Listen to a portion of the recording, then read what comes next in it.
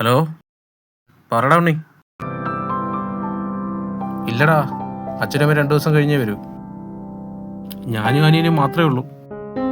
ഇല്ല, എൻ്റെ അടുത്ത് കിടപ്പുണ്ട്. ആ, നാളെ ഞാൻ അവനെ വിട്ടേക്കാവിടാ. ഓക്കെ, ശരി, ഗുഡ് നൈറ്റ്. ആ.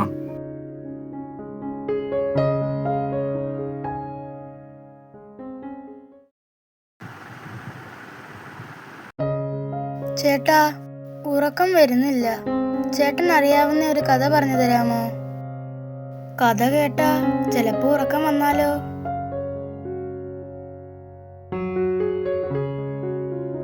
എനിക്കറിയാവുന്ന കഥയെന്ന് പറയുമ്പോ ആ, ഒരു കഥയുണ്ട്. നമ്മുടെ നാടിൻ്റെ ഒരു കഥയുണ്ട്. ഈ നാടിന്റെ കഥയോ? അതെന്ത് കഥ? നിനക്ക് ഞാൻ പറഞ്ഞു തരാം. പണ്ട് നമ്മുടെ ഇല്ലിത്തോട് ഗ്രാമത്തിൽ വീടുകൾ കുറവായിരുന്നു.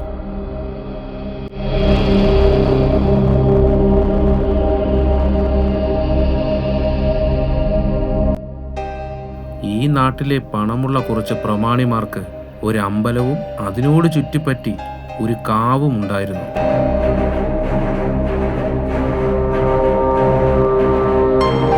അവിടെ കോലങ്ങളുടെ ഉത്സവവുമൊക്കെ അവർ നടത്തുമായിരുന്നു.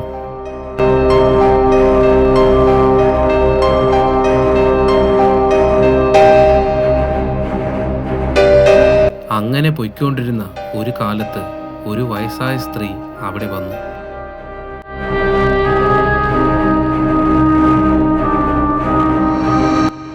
തീരെ വൃത്തിയില്ലാത്ത അവർ അമ്പലത്തിന്റെ തിണ്ണയിൽ കിടന്നുറങ്ങി. അമ്പലത്തിലും കാവിലുമായി വിളക്ക് കത്തിക്കാൻ വന്നവർ കണ്ടത് കഴിച്ച ആഹാരങ്ങളുടെ എച്ചിൽ അമ്പലത്തിന്റെ തിണ്ണയിൽ കിടക്കുന്നു. അവിടെയെല്ലാം മുറുക്കി തുപ്പി വെച്ചിട്ടുമുണ്ട്. അവർ ചുറ്റും നോക്കിയപ്പോൾ ആ സ്ത്രീയെ അവർ കണ്ടു. അവരെല്ലാം കൂടി ആ സ്ത്രീയെ ഒരുപാട് തല്ലി. അവസാനം അവിടുന്ന് ഓടിക്കുകയും ചെയ്തു. പിന്നീട് ഈ നാട്ടിൽ അമ്പലപ്രമാണിമാർക്ക് മുഴുവൻ വസൂരി പിടിപെട്ടു. അതിൽ പകുതി പേരും മരണപ്പെട്ടു.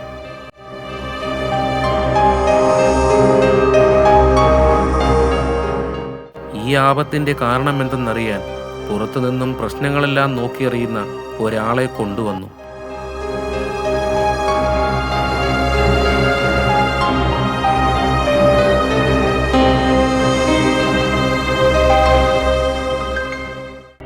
അയാൾ പറഞ്ഞത് അമ്പലം അശുദ്ധിയായിപ്പോയി, ദേവീ ചൈതന്യം ഇല്ലാണ്ടായി എന്നാണ്.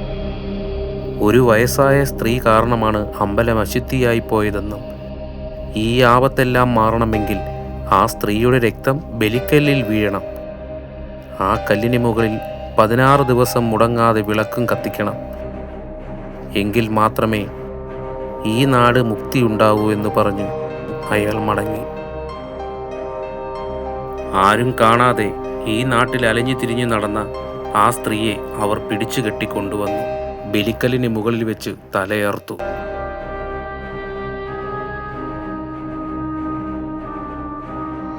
പിന്നീട് 16 ദിവസവും അവർ മുടങ്ങാതെ വിളക്ക് തെളിയിച്ചു.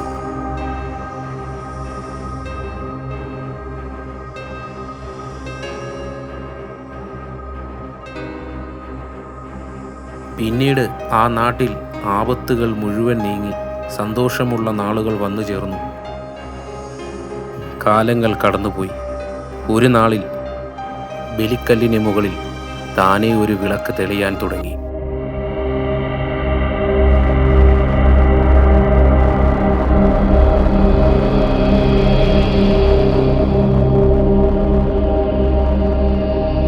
പിന്നീട് ആ വഴി പോകുന്നവരെല്ലാം ഒരു വയസ്സായ സ്ത്രീയെ കണ്ട് ഭയപ്പെടുമായിരുന്നു.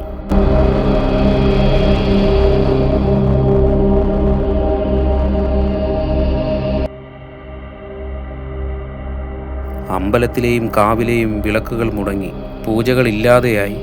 മനുഷ്യർക്കാർക്കും ആ വഴി പോകാൻ പറ്റാതെയായി. ഈ നാടിനെ മുഴുവൻ ഭയപ്പെടുത്തിയിരുന്ന ആ സ്ത്രീരൂപത്തിന് അവർ ഒരു പേര് നൽകി. എന്തു പേര്?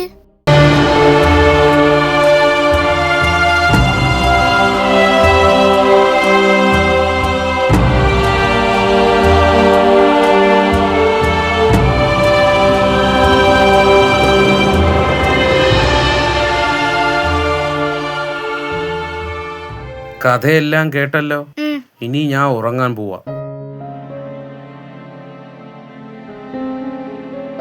അമ്മ. ഇനി ആ ലൈറ്റ് കാണിച്ചു.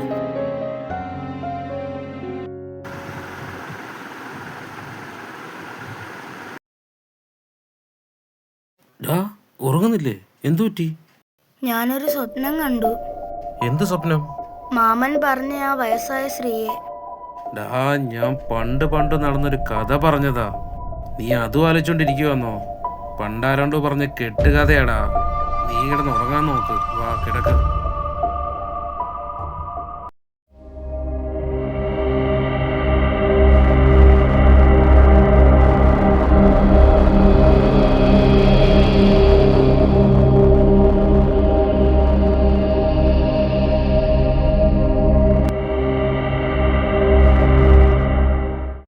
ആദി, എന്തോ?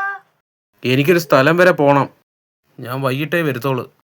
ഞാൻ വരുന്നവരെ നീ ഉണ്ണിയുടെ വീട്ടിൽ നിൽക്കണേ. ആ. എന്നാ വാ.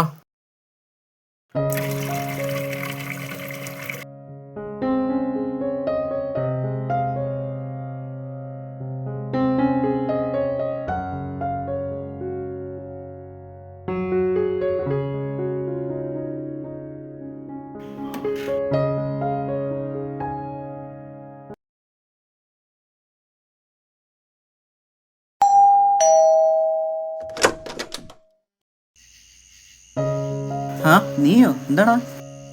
ഓ ഒന്നും പറയണ്ടടാ, ലേറ്റായി. അതെന്തി? അതെയോ? അവൻ 6 മണിയായപ്പോ പോയല്ലോ. പോയോ? ഞാൻ വന്നിട്ട് ഒരുമിച്ച് പോവാന്ന് പറഞ്ഞു തന്നല്ലോ. ഇവനെന്തിന് പണിയാ കാണിക്കുന്നേ? ഞാൻ പോവാടാ.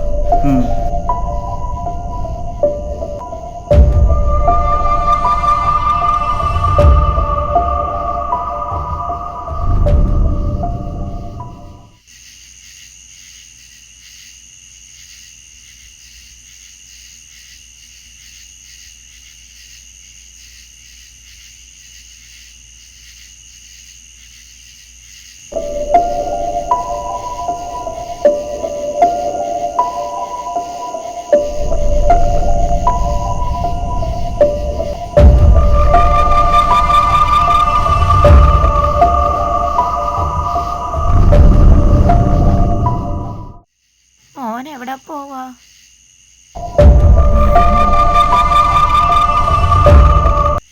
ഞാൻ എൻ്റെ വീട്ടിലോട്ട് പോവുക. പക്ഷെ വഴി മറന്നുപോയി. ഇതുവഴി പോകുന്നവർക്കെല്ലാം വഴി തെറ്റും മോനെ. പേടിക്കണ്ട, മുത്തശ്ശി അങ്ങോട്ടാക്കാം. അതിന് മുത്തശ്ശിക്ക് അറിയാമോ എൻ്റെ വീട്? മുത്തശ്ശിക്ക് ഈ നാട്ടിലെ എല്ലാ വഴികളും അറിയാം മോനെ. കാരണം കുറേ അലഞ്ഞിട്ടുള്ളതാ.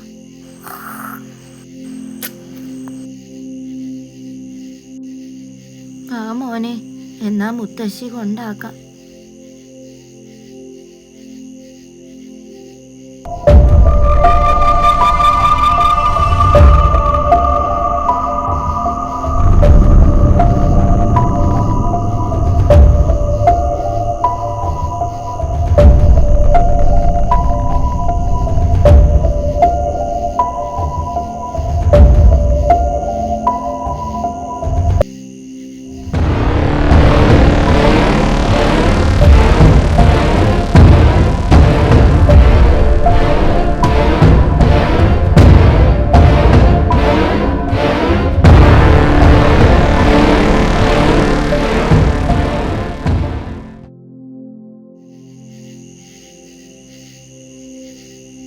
എവിടെ ആയിരുന്നാ നീ?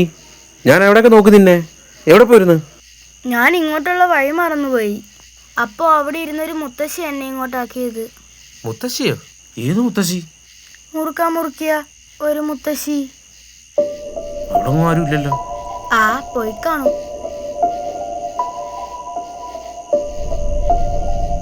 മുത്തശ്ശിയോ?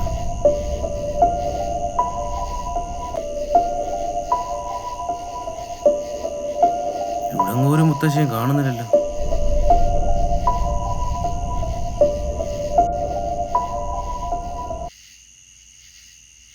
ഇത് മുറുക്കി തുപ്പിയതാണല്ലോ.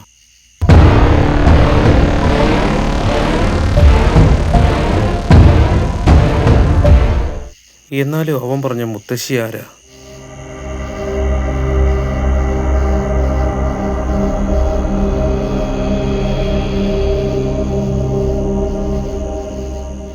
വർഷങ്ങൾ കടന്നുപോയെങ്കിലും കാട് പിടിച്ചു നശിച്ച ഇല്ലിപ്പാറയിലെ ബലിക്കലിൽ ആരും കാണാതെ ഇന്നും ഒരു വിളക്ക് താനേ തെളിയാറുണ്ട്. പറഞ്ഞു നടന്ന പഴങ്കഥകൾക്ക് ജീവൻ നൽകാൻ ഇപ്പോഴും ചോരയുടെ മണമുള്ള കാറ്റായി അവൾ ഇവിടെ തന്നെയുണ്ട്.